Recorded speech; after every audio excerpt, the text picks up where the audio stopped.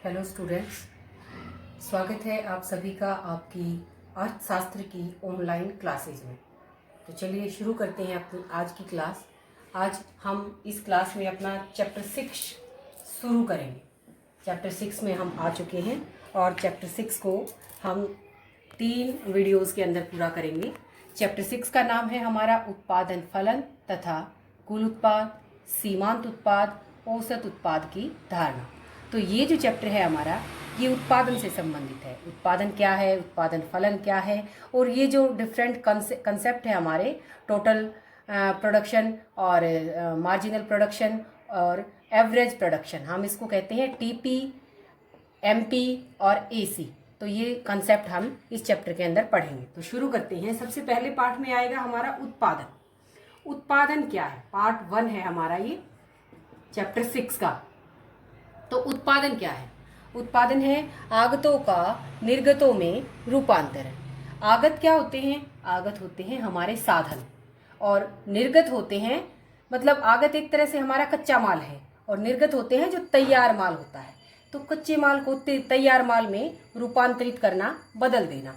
मैंने पहले आपको उत्पादन की परिभाषा बता रखी है कि उपयोगिता का सृजन करना, किसी वस्तु के अंदर, कच्चे माल के अंदर ऐसे गुण पैदा करना कि वो हमारे लिए उपयोगी हो जाए। तो ये भी वही है। आगत क्या होते हैं? कच्चा माल होता है, साधन होते हैं जो कच्चा माल के रूप में हमारे पास साधन पड़े हैं, उनको तैयार माल के रूप में रूपांतरित कर देना, चेंज कर देना, वही क्या कहलाएगा? हमारा उत्पादन कहलाएगा। जैसे मैं यहाँ पर आपको एग्जाम्पल दूं, मैं देती हूँ। जैसे मिट्टी होती है, मिट्टी से हम क्या बना देते हैं? ईंटें बना देते हैं। तो क्या हुआ? ये आगत था, कच्चा माल था, इससे हमने तैयार माल बना दिया, ईंटें बना दिया। तो मिट्टी का ईंट के अंदर रूपांतरण, ये क्या कहलाया? हमारा उत्पादन। तो उत्पादन की छोटी सी डेफिनेशन क्या बन सकती है कि आगतों का निर्गतों में रूपांतरण ही उत्पादन कहलाता है, यानी कि कच्चे माल को तैयार माल में बदलना ही उत्पादन कहलाता है। और साथ में हम ये उदाहरण भी दे सकते हैं। इसके बाद उत्पादन फलन क्या होता है? उत्पादन फलन भी वैसे तो हम पढ़ चुके हैं पहले। उत्पादन फलन होता है भौतिक कारक व भौतिक उत्पादन का तकनीकी संबंध। फलन है ये, यानी कि दो चीजों के बीच में ये संबंध को दिखाएगा। कौन सी दो चीजों के बीच में? भौतिक कारकों के बीच में। कारक यानी कि वही आगत हुआ, कारक हुआ, साधन हुआ। तो ये 3 शब्द एक ही चीज का मतलब है। साधनों को ही आगत कहते हैं, आगतों को ही हम कारक कहते हैं। तो भौतिक कारकों को भौतिक उत्पादन में बदलने का जो तकनीकी संबंध है। भौतिक कारक क्या हुए? जैसे मैंने ये मिट्टी बताई, या फिर हम और कोई एग्जांपल है। जैसे मान लिया हम आइसक्रीम बनाते हैं, आइसक्रीम की फैक्ट्री लगाते हैं, तो हमारे पास जो दूध होगा, क्रीम होगी, चीनी होगी, ये सारी चीजें क्या है? भौतिक कारक है, हमारे साधन है। और इन भौतिक कारकों से हम आइसक्रीम बनाएंगे, भौतिक उत्पादन क्या होगा? हमारा आइसक्रीम। तो उस आइसक्रीम के बीच में और इन साधनों के बीच में जो टेक्निकल संबंध है, तकनीकी संबंध, यानी कि जिस तरीके का प्रयोग करके, जिस विधि का प्रयोग करके, जिस मशीनगिरी का प्रयोग करके, हम तकनीक का प्रयोग करके उसे उत्पादन में बदलेंगे, तो उन दोनों के बीच में संबंध, अब संबंध कैसा हुआ? टेक्निकल संबंध हुआ। तो क्या कह सकते हैं हम कि भौतिक कारकों के बीच में और जो भौतिक उत्पादन है उसके बीच में जो आपस में टेक्निकल संबंध होता है, वही हमारा क्या होता है? उत्पादन फलन होता है।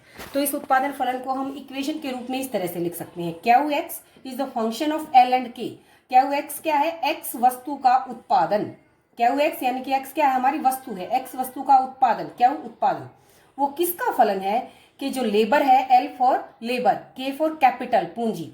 जो हमने लेबर लगाया, मजदूरी लगाई और जो पूंजी लगाई, उन पूंजी के लगाने से जो एक्स वस्तु का उत्पादन हुआ, तो ये इन दोनों का क्या है? इन दोनों का प्रयोग करने से इस एक्स वस्तु का इतना उत्पादन हुआ। तो हम इसको इस तरह से लिखते हैं कि जो वस्तु एक्स का उत्पादन है वो किस किस का फलन है? लेबर का और पूंजी का। लेबर और पूंजी का, मजदूर और पूंजी का प्रयोग करके हमने उस वस्तु का उत्पादन किया। ठीक है। तो अब जो ये उत्पादन फलन होता है, ये हमारा 2 प्रकार का होता है। ठीक है। पहले वाले को बोलते हैं हम अल्पकालीन उत्पादन फलन, और दूसरा है हमारा दीर्घकालीन उत्पादन फलन। जो मैंने आपको उत्पादन फलन बताया है, उसमें ये जो तकनीकी शब्द है, ये बहुत ही इंपॉर्टेंस रखता है। तो हमें ये बताना जरूरी है कि कारकों में और उत्पादन में तकनीकी संबंध को क्या कहते हैं? हम उत्पादन फलन कहते हैं। तो अब पहले नंबर का उत्पादन फलन देखते हैं, अल्पकालीन उत्पादन फलन। क्या होता है अल्पकालीन उत्पादन फलन? तो सबसे पहली बात तो इसके नाम से ये है कि ये अल्पकालीन है, ये दीर्घकालीन है। तो क्या इसका मतलब ये थोड़े समय से संबंधित है, ये बड़े समय से संबंधित है? तो थोड़े और बड़े से भी है, लेकिन अर्थशास्त्र में इसके और भी, इससे बढ़कर अर्थ है। क्या है इससे बढ़कर अर्थ कि अल्पकालीन उत्पादन फलन का क्या अर्थ होता है कि जो अल्पकालीन उत्पादन फलन है उसके अंदर उत्पादन के कुछ कारक होते हैं परिवर्तनशील और कुछ होते हैं स्थिर। अब कारक का मतलब मैंने आपको बता दिया, साधन। ये परिवर्तनशील साधन और स्थिर साधन क्या है, तो ये मैं आपको बताती हूँ कि परिवर्तनशील साधन क्या होता है कि जब हमें उत्पादन को बढ़ाना है तो उत्पादन को बढ़ाने के लिए उस साधन को भी हमें बढ़ाना पड़ेगा। अगर हमें उत्पादन घटाना है तो उस साधन को भी घटाना पड़ेगा, यानी कि जो साधन उत्पादन बढ़ने के साथ बढ़ता है, घटने के साथ घटता है, यानी कि वो क्या हो गया, परिवर्तनशील साधन हो गया। तो अल्पकालीन उत्पादन फलन में क्या होता है, कुछ कारक तो ऐसे होते हैं जिनको हम घटा भी सकते हैं, बढ़ा भी सकते हैं, और कुछ कारक क्या होते हैं, स्थिर होते हैं, कांस्टेंट होते हैं, यानी कि उसके अंदर हम कोई चेंज नहीं कर सकते। अगर हमें उत्पादन बढ़ाना है तो भी वो स्थिर ही रहेंगे, घटाना है तो भी। तो ये इसकी पहली क्या बन गई, विशेषता बन गई कि अल्पकालीन उत्पादन फलन क्या है कि उत्पादन की वो अवधि जिसके अंदर क्या होगा, कुछ साधन कैसे होंगे, परिवर्तनशील, और कुछ साधन स्थिर। अब दूसरी क्या है इसकी विशेषता कि उत्पादन को वर्तमान उत्पादन क्षमता तक ही बढ़ाया जा सकता है, उत्पादन क्षमता तक ही बढ़ा सकते हैं, यानी कि उत्पादन अल्पकाल है, समय की अवधि कम है, समय की अवधि, और उस समय की अवधि में हम उत्पादन को बढ़ा सकते हैं, लेकिन कितना बढ़ा सकते हैं, वर्तमान उत्पादन क्षमता तक ही। यहाँ पर इसका कहने का क्या अर्थ है कि मान लिया हमारे पास कोई मशीनगिरी है पूंजी के रूप में जिसका हम प्रयोग कर रहे हैं, तो उस मशीन की जो क्षमता है उसी क्षमता तक हम उसको बढ़ा सकते हैं। इसे मैं आगे जब आपको उदाहरण दूंगी तो आप इस वर्तमान क्षमता का अर्थ अच्छे से समझेंगे। तो अल्पकालीन उत्पादन फलन की मैंने आपको दो बताई हैं विशेषताएं कि इसके अंदर क्या होता है, समय की वह अवधि जिसमें कुछ साधन कैसे होंगे, परिवर्तनशील, और कुछ साधन स्थिर होंगे, और जो उत्पादन हम बढ़ा सकते हैं, लेकिन कहाँ तक बढ़ा सकते हैं, वर्तमान में जो उत्पादन क्षमता है वहीं तक बढ़ा सकते हैं। अब इसे समझिए, उदाहरण से समझिए कैसे। देखिए ये क्या लिख रखा है, मैंने जैसे ऊपर बताया था क्या हुआ, x is the function of L and के। तो ये एक्स वस्तु है और एक्स वस्तु की 40 इकाइयों का मान लिया हमने उत्पादन किया है, एक्स वस्तु की 40 इकाइयों का उत्पादन किया है, और उस 40 इकाइयों का उत्पादन करने के लिए हमने लेबर की 5 इकाई लगाई, यानी कि 5 मजदूर लगाए, और कैपिटल की 4 इकाई के मान लिया हमने 4 मशीनों का प्रयोग किया। ठीक है, तो एक वस्तु x की 40 इकाइयों का उत्पादन करने के लिए 5 मजदूर और 4 मशीनों का प्रयोग हमने किया। अब इस उत्पादन को बढ़ाने के लिए हम अल्पकाल में उत्पादन को बढ़ा सकते हैं, लेकिन कहाँ तक बढ़ा सकते हैं, वर्तमान क्षमता तक। ये बताया है मैंने कि मैंने उत्पादन को बढ़ा दिया 45। तो इसके लिए क्या किया कि हमने सिर्फ लेबर को, क्या है, 5 था लेबर, 5 इकाई थी लेबर की, हमने 1 इकाई लेबर की बढ़ा दी। हमारी क्या है, पूंजी 4 मशीनें, पहले भी 4 थी अब भी 4 है। तो ये लेबर क्या हुआ, हमारा परिवर्तनशील साधन।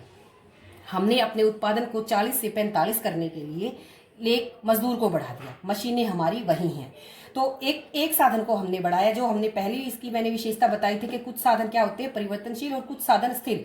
जैसे हमारी पूंजी क्या रहेगी, स्थिर, वही 4 मशीनें हैं, लेकिन 4 मशीनें वही हैं, हम सिर्फ लेबर को बढ़ा सकते हैं, लेबर को और भी बढ़ा दे 1 इकाई। तो जो ये मशीन है 4 इकाई, इन मशीनों की जितनी कैपेसिटी है, वर्तमान में इनकी जितनी क्षमता है, वहीं तक हम उत्पादन को बढ़ा सकते हैं। मतलब मान लिया पहले था, हो सकता है भाई खाना खाते टाइम उनको थकावट होती होगी, रेस्ट के टाइम कुछ मशीन कुछ टाइम के लिए हो सकता है फ्री रही हो, एक लेबर और आने से हमने उसका और भी ज़्यादा प्रयोग किया। उन 4 मशीनों से जितना मैक्सिमम हम ले सकते हैं, तो उन मशीनों की उत्पादन क्षमता तक ही हम उत्पादन को बढ़ा सकते हैं। तो यहाँ नीचे मैंने वैसे लिखा है उत्पादन फलन को, वैसे ही जैसे ऊपर लिखा था कि एक्स वस्तु का जो उत्पादन है वो किसका फलन है, लेबर का और कैपिटल का। और कैपिटल के ऊपर मैंने ये लेटी हुई बार लगाई है, इसका मतलब क्या है कि कैपिटल हमारा स्थिर साधन है और लेबर क्या है, हमारा वेरिएबल, हमारा फैक्टर है, यानी कि परिवर्तनशील साधन है। तो ये हुआ हमारा अल्पकालीन उत्पादन फलन, जिसमें कुछ साधन परिवर्तनशील, कुछ साधन स्थिर, उत्पादन को बढ़ा सकते हैं लेकिन वर्तमान क्षमता तक ही। जिसे मैंने उदाहरण देकर बताया है कि हमने सिर्फ लेबर को बढ़ाया, पूंजी को स्थिर रखा, और लेबर को बढ़ाने से हमने उत्पादन को इतना कर लिया।